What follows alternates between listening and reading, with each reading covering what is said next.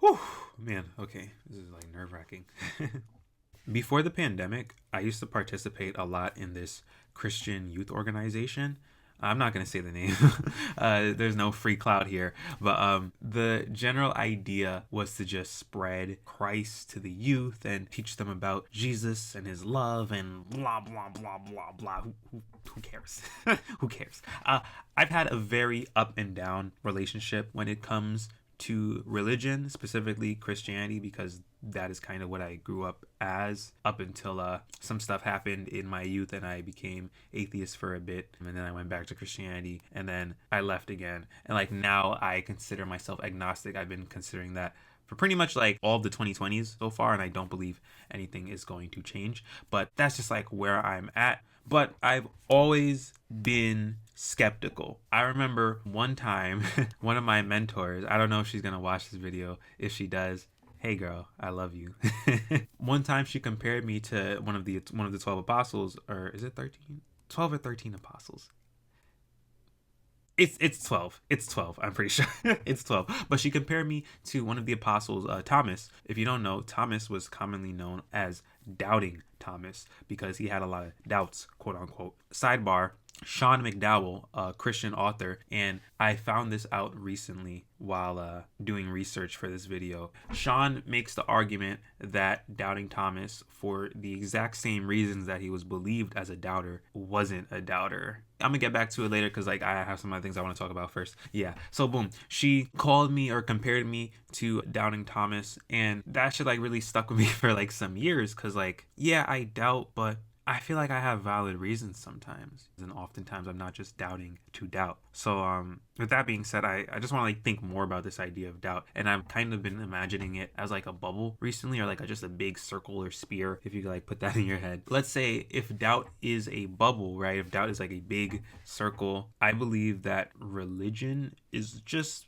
one small, tiny, almost like negligible part of it. You know, like it's like, whatever, we like sweep that out of here. I feel like my doubt as a whole, or like the large part of this bubble, is my sense of self. A little over a month ago, I completed my first semester of grad school, and I'm not gonna lie, it was rough. It was rough.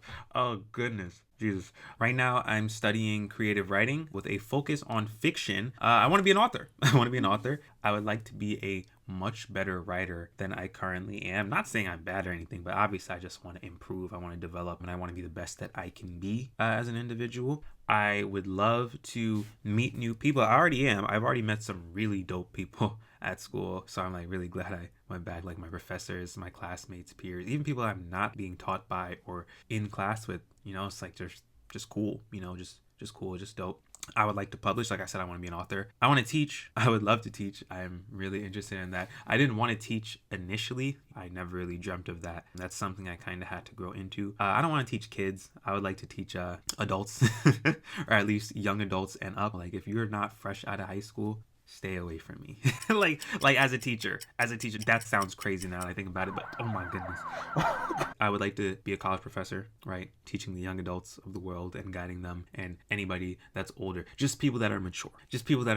Like let's move on. Anyways, I took 3 classes last semester, and I underestimated how much work it was going to be. When I was younger, I'm still pretty fucking young. When I was in undergrad, I was able to take full semesters of like 4 or 5 classes. You know, this was like before COVID, obviously, because I was still in undergrad after COVID and during COVID. Like I didn't graduate until 2022, but I started college fall 2017. Yeah, in undergrad, I was able to take like 4 or 5 classes a semester, sometimes even fucking 6, you know, like on occasion I had to do 6, and it was like I was able to manage. But what I didn't remember is that at the time, for pretty much like the first half of my undergrad career, I did not have a job.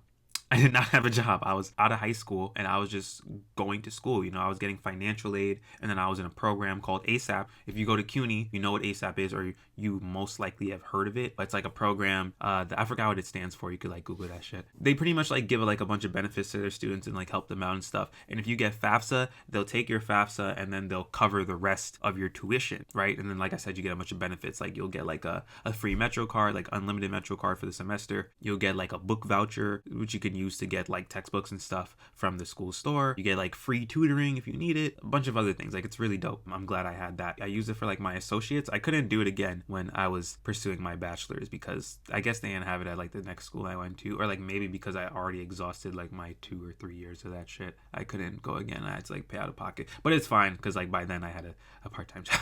But anyways, I'm getting off track. What I failed to recognize was that when I was working part-time or when I didn't have a job and I was in school with this schedule, I was a lot more flexible. Like, you know, I was able to handle it. But now, also, I didn't have as many financial responsibilities. You know, I didn't really have bills and shit like that. I mean, like, maybe I like slowly started to accumulate them, but it wasn't like anything major. Maybe like a fucking Netflix bill. The biggest things I would spend my money on would be like sneakers. Oh shit, I won the draw on sneakers. I gotta pay like $180. Oh wow. You know, like that was like the biggest thing I was spending the time. I didn't have like any fucking responsibilities. And then I got a car, and then that was like, oh shit, I gotta lock in, you know, I gotta pay fucking insurance and other shit. Yeah, man, you know, it's like I was much more flexible back then. Also, I'm 25, and sometimes my back be fucking killing me.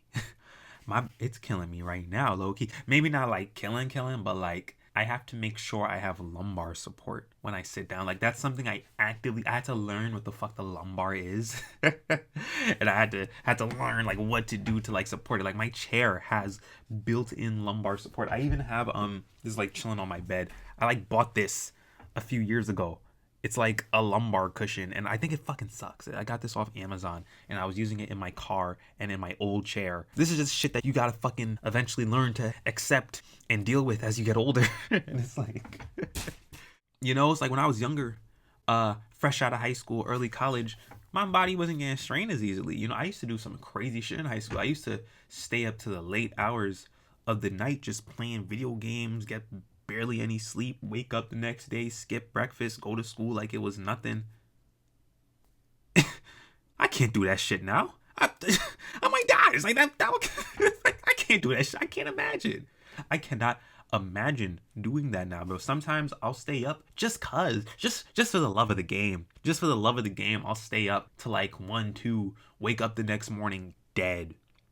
Because if it ain't the weekend, if it ain't like Friday or Saturday, what am I doing that for? You know, like, what am I doing that for? Like, it's one thing if it's like Friday night, I'm about to hit the town with my friends, you know, yeah, we're gonna go from Queens to Manhattan, we're gonna hit up a bar, bop, bop, take shots, bop, bop, bop, shot o'clock. You know, it's like, it's one thing if we do that and then we go home and then we crash. But like, to do that on like a Sunday, to do that on like a random ass Tuesday, Wednesday, I got work the next day, and then I got class after work, and then I gotta do some other shit when I get home. Nah, bruh, it ain't gonna work. I was able to do that when I was 17. I can't do that at 25. I can't do that at 25. No, sir. Nowadays, I can just wake up and my fucking ankle will be hurting for some reason. I don't know why, but that's just how it is. Anyways, like I said, a month or so into last semester, I realized that these classes were gonna beat my ass. You know, I realized like this is gonna be hard, and it was, and they did. Not to say I didn't pull through or anything, but like, just wow. It was rough. The whole semester I was stressed, trying just to like manage time, to meet deadlines, to read as much of the required text that I could, because, you know, one professor was assigning a book like almost every week. Another one would give out short stories, and another one had like the academic text. You know, I was like bow. It was just back to back. And on top of that, I'm working full time. I gotta worry about that. I'm also stressed about, you know, like social life. Social life, that's a thing, you know, hanging with friends, talking to women, all this other shit. You know, I'm thinking about all that shit. So it's like, I'm like, fuck, this is rough. This is all something that like I talked to my my therapist about. Coincidentally, around the same time I started last semester, I also started therapy. And quick review, not bad. The way some people talk about therapy is, oh, you're gonna go to therapy and it's gonna be life-changing, you're gonna see like immediate results. No, you're not gonna see immediate results. You're not gonna see anything close to immediate results. It's more like, it takes time, like all other things.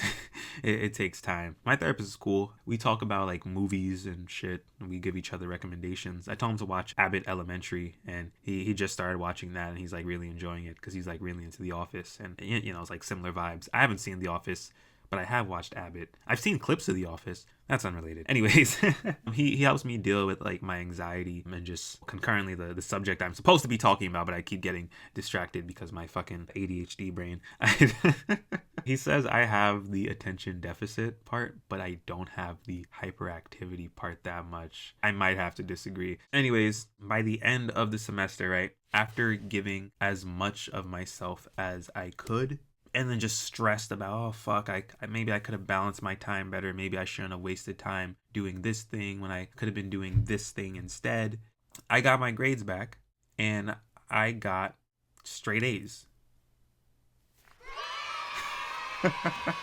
I got straight A's. I don't want to say I was stressed for no reason, because taking on too many assignments or like having a bunch of stuff on your back is like a valid reason to kind of stress. You know, you might have work, school, personal stuff. Maybe you're in a relationship. All these things will pile up and break you if you're not careful. Where I went wrong was believing that I wasn't capable, believing that I couldn't do it, that I wasn't able to do it. And why? Like, why did I think that? Even after all of my achievements, after everything I've achieved in life, not to like big myself up and say I'm like, oh, I'm the greatest ever, dude, I've done so much. No, like, no, I'm not trying to say that. You know, it's like I'm not some Ivy League student like my brother. I'm not him, but I'm literally going for my master's. You know, I'm going for my master's degree right now. I realized my lighting source that's directly in front of me and above my computer was dying. I had to put that shit on the charger. So we're back. I'm going for my master's right now, you know? And it's not just like a master's like in business or nursing or some shit. No shade. But it's in creative writing. Like I said, I'm focused in fiction. Like, this is something that I'm doing for the love of the game type shit, for the love of the game. Something you're passionate about. This is something I'm passionate about. Like, I'm really pursuing this. I had to put in work. I had to get my associates, my bachelor's. I had to graduate high school. I had to do all these things. I had to really get up here. I had to apply. I had to work on the application essay, on a submission that was like 20 pages or some shit. Bro, I put in work and I'm here. It's like, why? Why am I doubting myself so hard? You know? Why? Well, the reasons for that is a small part of our brain called the hippocampus. Breaking the fourth wall for a little and looking at my script so I could read this off. This is from the National Library of Medicine. The hippocampus is a complex brain structure embedded deep into our temporal lobe. It has a major role in learning memory. It is a plastic, not plastic, more like plastic as in it can like change and adapt. And vulnerable structure that gets damaged by a variety of stimuli. Studies have shown that it also gets affected in a variety of neurological and psychiatric disorders. So basically, whatever mental shit you're going through, blame that motherfucker up there. On a serious note, studies have shown that self-esteem is tied directly to the hippocampus. Another thing I gotta read off. Self-esteem, as described in the 2018 article, the hippocampus underlies the association between self-esteem and physical health, is an individual's subjective evaluation of personal worth and attitudes about the self. So in other words, it is how good or bad we feel about ourselves. Like a lot of other things, it's shaped by our childhood. The relationship you have with parents might affect it. That one childhood what the fuck am I saying? That one childhood bully you might have had in your youth, that might kind of affect the hippocampus a bit. That time you got picked on because your ears were too fucking big. The time you got rejected by your 7th grade crush. You know, all these things might affect the hippocampus and affect you for years after. I don't want to say you have to take them in stride, but just be aware. This really affects your self-esteem, and in part, they affect the hippocampus. Does that make sense? They're all like directly related. There's like a triangle correlation, kinda. Your self-esteem affects your physical health and the amount of gray matter in the hippocampus. I'm not going to get into all of that because it's too sciencey. I recommend that you look at this article and take it in, but there's this thing called gray matter that is in our brain, and I think the less of it you have, the lower your self-esteem is, and like your physical health, and like the more you have is like an indicator of your like higher self-esteem and how much like better in shape you are when it comes to physical health. It's just something to keep in mind. Look at that article. I recommend it. Anyways, having suffered whatever unfortunate circumstance in our adolescence or maybe even after within our adulthood, how can we learn to combat low self-esteem that leads to self-doubt? Well, the first way that I can think of personally is realizing that our past does not affect us now, or realizing who we were in the past however many years ago in, I don't know, 2017, 15, 13, 12, 11, I'm just naming years, whatever, who we were back then based off whatever circumstances is not who we are today. It does not have to be. That shit doesn't matter. Or not to say it doesn't matter, but it shouldn't matter. It shouldn't matter because we are consistently growing and changing. Who I was back in 2013, right? I was a timid little boy that played the clarinet, or who I was in high school, the shy teenager whose voice would crack and always wore a hoodie even when it was hot outside because he was insecure about how skinny he was. You know, I'm wearing a hoodie now and I'm still skinny, but I'm not insecure anymore.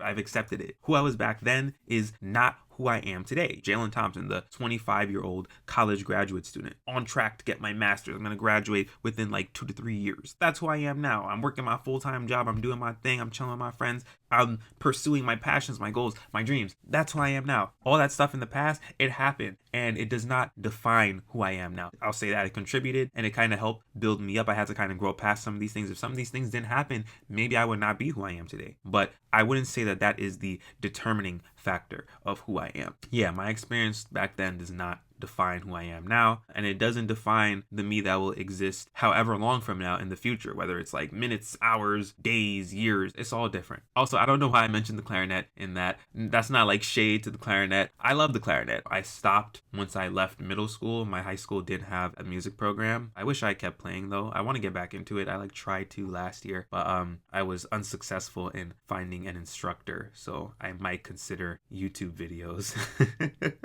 But yeah, that's something I would love to get back into. Shit, maybe I'll do it and then document my journey. That might be some interesting content. But yeah, me and you, viewer, we have been through a lot of shit. We've had to endure things that have been both tragic and momentous to our lives. We've had to overcome it, and now we are smarter, we are better, we are greater. Have y'all heard that 21 Savage album from 2018? I think, what is it? I am greater than I was. That's us. Obviously, the subject matter, I should say it over here, the subject matter is a bit different.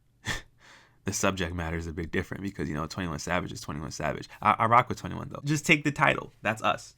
I am greater than I was. We are greater than we were. All that shit, and we're still here. So that's just something you got to keep in mind. I think self-doubt is like an oncoming car with bright ass high beams. At nighttime, it's dark as fuck, and then here comes some random motherfucker that's mad inconsiderate trying to blind you and run you off the road. You oh, I'm swerving. You need some tints, you need some blinders, you need something to really kind of get this light out of here, kind of diffuse it, get some tints. It might be illegal in your state, but it is what it is. It's worth it. But yeah, it's just insecurity. And I think we are more than our insecurities. We are the things that we've accomplished. So we have to keep that in mind. All this insecurity shit, it's just a distorted view of yourself, a distorted view of myself. There is what is untrue, and then there's what is actually true. So like I said, your accomplishments, the things that you've completed, the things that you fulfilled, this is what's true. These are actual things you can look at and be like, wow, I did that. I really did that. In my case, right, the things I've accomplished that I can think of right now, my degrees, I'm in school, my education, that's very important to me. I've talked about that quite a bit this video so far. That's important to me because I feel like when I was younger, I didn't really think of it that much. My grades were kind of whatever. And now my grades are really good. My grades are really good because I'm in school, I'm enjoying it, and I want good grades. I want to really push myself and strive and just do good. That's something that I can look at. For you, maybe it's an instrument you play. Maybe you do sports. Maybe you're really good at these things, but you're still kind of dealing with self-doubt. To that, I say, look at your history. Look at the times you learned to play this instrument and maybe did a solo once and you're like, oh wow, that was really good. I did a great job. People are congratulating you. Just keep that stuff in mind. Don't forget it. It's okay to feel nervous. It's okay to feel nervous, to get anxiety. Like I said, I'm in therapy. I'm dealing with anxiety every fucking day. But just remember what is real. Think about the amount of practice you've put in. Think about the amount of wins you've taken. Just remember your memory. Remember that shit. Don't forget. I did not mean for this video to take like an overly motivational turn. I don't even know if I'm like making that much sense, but fuck it, here we are. While doing research for this video, this is something I want to mention. I came across this article by Gregg Vanourek. I think that's how you say his name, or I hope that's how you say his name. I got it off his website, so I believe that he wrote it. But it's called The Trap of Self-Doubt and How to Overcome It. In this article, he discusses what self-doubt is, where it comes from, and he gives some ways to deal with it. He has like a whole list, but there's a few that stood out to me. I have them on my little script here. I'm just gonna peek off every time I like glance over here. I'm looking at my script because I be forgetting. 1, avoid comparison. Comparison is the thief of joy. You've probably heard this plenty of times, but it's real. Don't look at what other people are doing, whether they're in your field or not, or just like in similar status or like age or whatever. You know, like don't look at them, because that's an easy way to piss yourself off. That's an easy way to piss yourself off. You're gonna look at them and be like, man, this person is doing so well, and then I'm over here and I'm struggling. We have to keep in mind, and this is something I feel like a lot of people forget, and it has to do with social media. We have like Instagram, Facebook, Twitter, all this other stuff. People often only post the highlights of their lives, the good moments. Who really wants to share the negative shit? I know I don't really want to share that myself. And like I post like maybe every couple months, maybe get some pictures, get some likes, whatever. All the negative, the struggle shit that I'm going through, the only time I post that is like if it's in my close friends.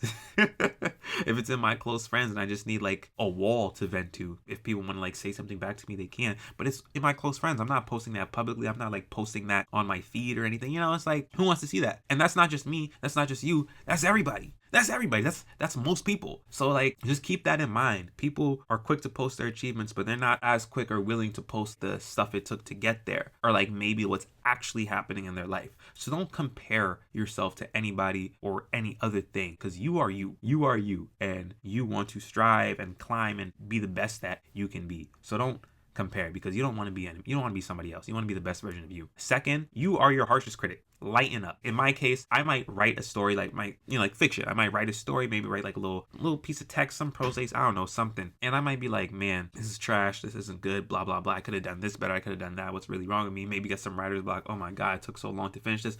Calm down. Calm down.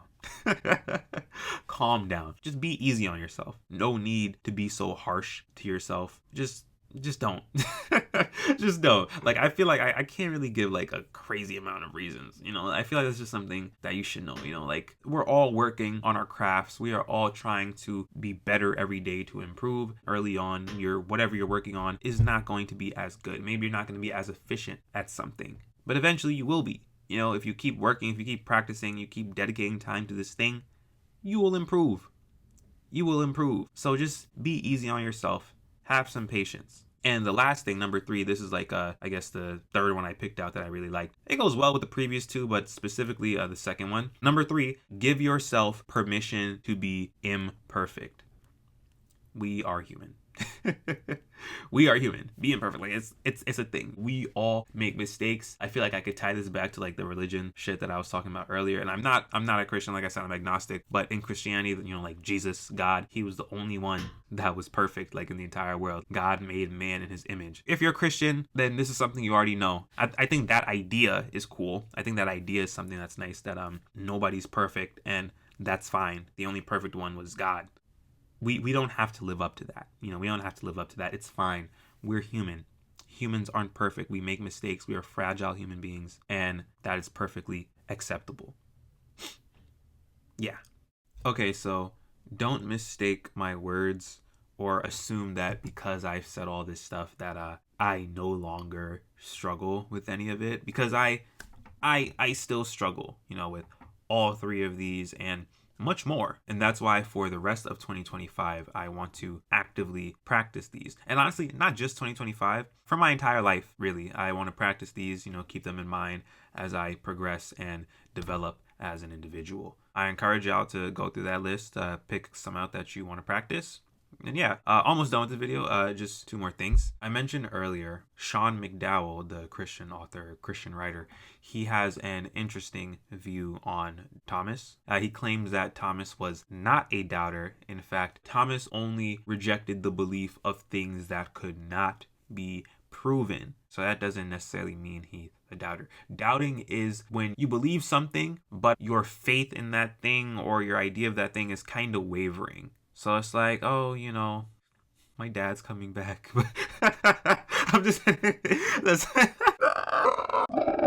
oh my god, you know, it's like you have something in mind and it's like, yeah, I believe this, but like I don't know how I feel, like I don't know if it's true or not. That, like, that's doubting. You want to believe it, but you're iffy. Thomas, nah, he just rejected shit. Like, if you did not have physical proof that was like real and made sense, he was not having that. I think that's very real. I think that's very real because I'd be like that. So like in the case of Jesus, right? It wasn't until Thomas directly saw the Lord resurrected that he dropped everything and proclaimed his faith. So to apply that to ourselves, rather than doubting ourselves and our ability to do something, let's look at our history, like I mentioned earlier. Let's pick out the times where maybe we didn't know how to do something, or maybe we couldn't do something, and then we learned how to do it, or we simply just managed. If we were able to do something in the past, whether it's something we're about to repeat or it's something entirely different, I feel like that should serve as proof that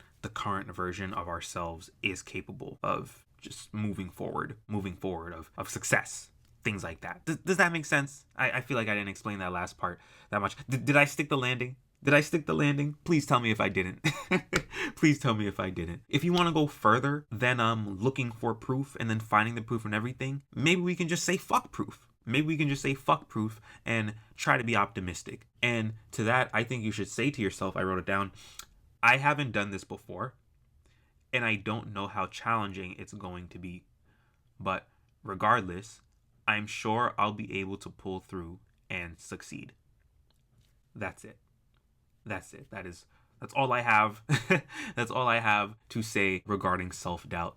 And I hope you, viewer, stop doubting yourself or start doubting yourself less. Let's keep this in mind. Let's just try to work through all of this. Last thing, the rest of the video is done, but last thing, there are two videos that I watched recently that I think relate very well to this video that I just made, and I recommend checking them out. I'm going to have like their thumbnails on the screen. The first is by Gina's Writing, and the other is by Dr. Micah Steinberg. Micah? I think it's Micah. I think it's Dr. Micah Steinberg. I really liked both of these videos, and I think you should check them out. So yeah, thanks for watching. More videos coming soon. I just started my spring semester, so I'm not sure how soon is, but soon. You know. Oh, I have some other creative stuff happening beyond videos, beyond creative writing. I don't want to spoil anything yet, but just know like there is more to come all around. You know, in 2025, I made a commitment to myself that I want to pursue all creative endeavors that I've been wanting to do for so long. You know, like I'm tired of waiting on people or being afraid. So I'm just going to go for it. You know, I'm just going to go for it.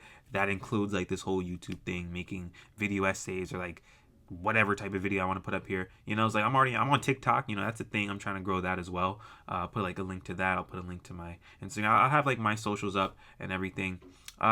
So yeah, you know, if you enjoyed this video, I finally had to say it. If you enjoyed this video, please like, comment, and subscribe. You know, I'm like moving away from the mic. I should say it over here. Please like, comment, and subscribe if you enjoyed this video. Yeah, stay safe. The world is crazy right now, especially the United States of America. We are living through something, you know. I guess it's always been kind of crazy though, right? But yeah, see you soon. Thanks for watching. Bye. But what the fuck am I saying?